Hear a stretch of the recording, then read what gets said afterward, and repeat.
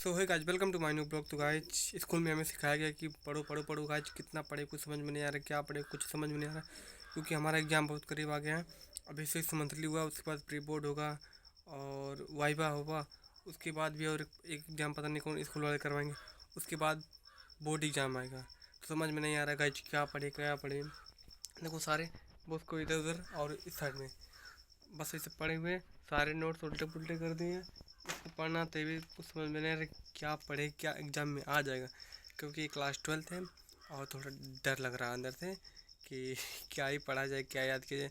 मतलब जब बुक खुल रहे हैं तो ऐसा लग रहा है कि ये पढ़ें तो ये छूट जाएगा, और लग रहा है कि इसको पढ़ेंगे तो ये आएगा, ये आएगा, ये नहीं ये आएगा।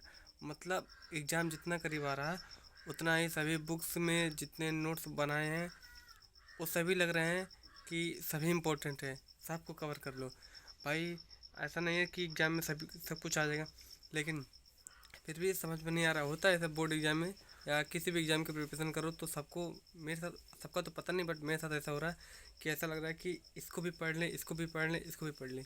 सब चीज़ अच्छा लगता है कि ऐसा लगता है कि सब पढ़ लेंगे तो सब आ जाएगा। लेकिन कभी कभी ऐसा होता है कि हम कुछ भी नहीं पढ़े रहते हैं, लेकिन जो क्वेश्चन ऐसा आता है कि हम बना के लिखते हैं तो अच्छा नंबर आता है। जैसे अभी जो हमारा 6 मंथली एग्ज़ाम हुआ है उसमें सेम ऐसे हुआ है। और कुछ ऐसा होता है कि हम लोग पूरा रट्टा मार के बढ़िया याद करके आते हैं, लेकिन होता वहाँ कुछ नहीं है। वहाँ हमारे जब समझ में नहीं आता है क्वेश्चन, जो हम पढ़ के आते हैं उस टाइप का नहीं आता है। माइंड जब चकरा जाता है वहाँ बैठ के, तब बहुत बुरा लगता है। बहुत लोग तो होते हैं सुसाइड कर लेते हैं भाई।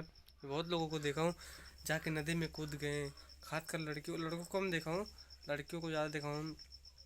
हमारे गांव एरिया में तो होता है ना, देवदी पास में रहता तो चाय के उस पर से कूद जाते हैं कि पेरेंट्स तो क्या मुंह दिखाएंगे, अरे भाई तुम रहोगे अच्छा नंबर फिर से ला सकते हो, क्या ज़रूरत है जान देने के लिए। बट नहीं होता, कुछ लोगों के माइंड में कुछ नहीं आता, बस देखता ना कि पेरेंट्स के रिस्पेक्ट चला जाएगा, इसीलिए चले जाते हैं हमेशा के लिए। तो भाई अगर तुम लोग ऐसा हो तो ऐसा बिल्कुल ना करना। आप कम नंबर लाना हो चलेगा, बट ऐसा सुसाइड करने के बारे में कभी मत थिंक करना, सोचना भी मत। तो पढ़ो, जो भी है वो भी पढ़ो। बड़ी सा रट्टा, अगर नहीं याद करने का मन करा तो रट्टा ही मार लो, क्योंकि रट्टा मारने में ज़्यादा टाइम लगता है और समझने में इतना टाइम ही कहाँ रह गया कि आप समझ समझ कर चीज़ों को पढ़ोगे। जितना टाइम था उतना तो निकल गया। अप्रैल मई जून जुलाई अगस्त सितंबर अक्टूबर लास्ट भी चल रहा है, अब नवंबर भी आने वाला है और ठंडक भी लगभग बहुत करीब आ गई है, क्योंकि अब ठंडा लग रहा है, हवा चल रहा है तो ठंडक लग रहा है। तो इसीलिए जितना हो भाई, वैसे भी ठंडक में लोग कहते हैं कि पढ़ाई अच्छी होती है, बट मेरे ठंडक में पढ़ाई कुछ भी नहीं हो पाती है। क्योंकि जब ठंडक आती है ना तो बिस्तर से निकलने का मन ही नहीं करता है। और अगर बाहर निकल के पढ़ते हैं बढ़िया मोजा वोजा पहन के, तो कुछ ही देर बाद कभी कभी हाथ गलने लगता, लिखते हैं तो भी नहीं समझ में आता है। तो हल्का हल्का रखता है ना तो गिड़ गिड़ गिड़ करते दाँत दाँत कट करता है उस टाइप का। और बिस्तर में जाओ तो बिस्तर में अगर लेट के पढ़ेंगे तो पता नहीं नींद कब आ जाएगी। इसका कोई गारंटी नहीं है कि नींद कब आ जाएगी। अगर यही सोच के पढ़ रहे हो कि नहीं मैं बिस्तर में हूँ, कॉपी या किताब को बगल में रखा हूँ, या आप अलार्म लगा दिए 3 बजे का कि 3 बजे सुबह में उठ के पढ़ूंगा, और थोड़ा सा मोबाइल चला लिए रात में 9 से 10 या 11 जब तक मन करे मोबाइल चला लिए। अब भैया नींद खुलेगा तो 5 बज जाएगा, 6 बज जाएगा, 7 बज जाएगा। बहुत लोग तो 8 8 बजे उठते हैं। पढ़ने वालों की बात बता रहा हूँ मैं, घूमने वालों को नहीं। तो ऐसा होता है, मेरे साथ ऐसा होता है, दूसरे का पता नहीं। तो इसलिए मैं जो भी करना रहता है शाम के टाइम में कर लेता हूँ। जब जब मैं सोचता हूँ कि सुबह में स्टडी करूँगा, 3 बजे के अलार्म लगाता हूँ, 5 बजे उठता हूँ। वो भी उठ के मतलब निकलता नहीं हूँ, बिस्तर में रहता हूँ। 6 बजे पूरा बिस्तर से निकल जाता हूँ मम्मी के डांटने के बाद। इसीलिए पढ़ाई करो भैया, खूब पढ़ लो, खूब पढ़ लो, ताकि बोर्ड एग्जाम में कोई दिक्कत ना हो। और अपने मन में स्ट्रेस बिल्कुल ना लाओ, टेंशन ना लाओ कि बोर्ड है ऐसा वैसा, कुछ भी ऐसा नहीं होता। कभी कभी होता है कुछ टीचर होते हैं क्वेश्चन हट कर दे देते हैं तो बच्चों को समझ में नहीं आता, कुछ वर्ड चेंज कर देते हैं तो समझ में नहीं आता है।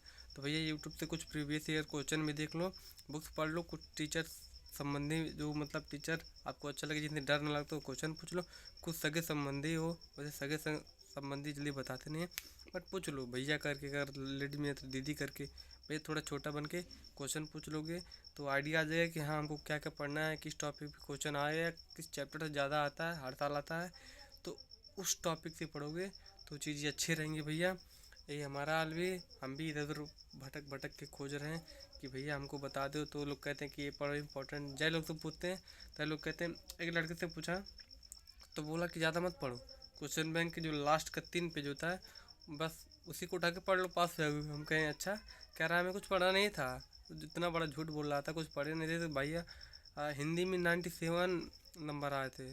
तो जो हिंदी में इतना टफ, हिंदी में जल्दी उतना किसी का आता नहीं है। जियोग्राफी में बहुत लोगों का मेरे स्कूल में 98 99 नंबर आया है। तो इसीलिए वो लोग पढ़े रहते हैं, बस बताते नहीं हैं कि उनको आइडिया दूसरे को मिल जाएगा ना, इसीलिए वो बताते नहीं है। रियल बात ये है।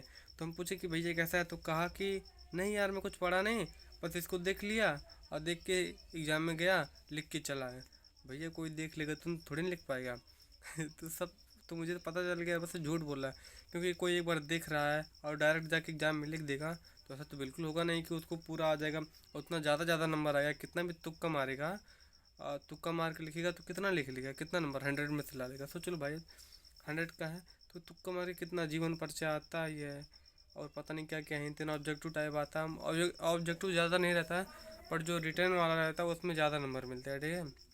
ऑब्जेक्टिव तो मान लो 1 नंबर का होता है, क्लास 10 में तो शायद 20 क्वेश्चन आते हैं। 20 नंबर 12th का पता नहीं कितना आते हैं, ये हमको नहीं आइडिया है। तो और संस्कृत से भी आता है, जो कि मुझे आता नहीं, संस्कृत एलर्जी है।